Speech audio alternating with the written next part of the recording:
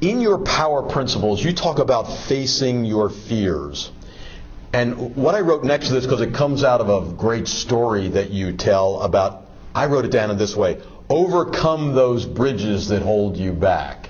Right? So I kind of let you know where I'm going with that one. So talk about facing those fears. Yeah, I don't know of any human being on the planet that doesn't have fear. It's just part of human nature. It's human behavior.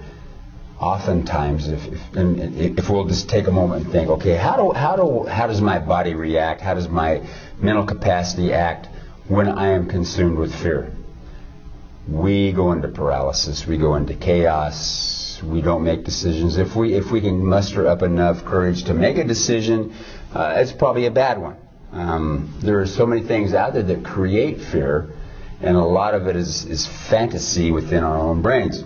The people that I lean on to for my research and my information tell me the average human being, 90% of their fears are fantasy. Fantasy.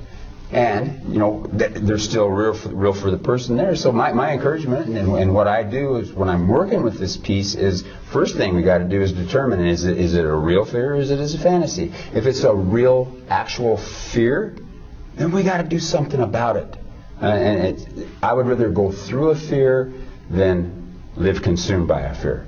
And oftentimes, if those things are, if we take the right approaches and we look at it and make that analysis, is it real, is it fantasy?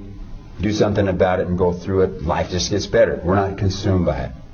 We don't have time in this interview right now to talk about crossing the bridge that he does. You've got to go see him. You've got to listen to him. You've got to find out about what he does about crossing that bridge. That's really a story for you.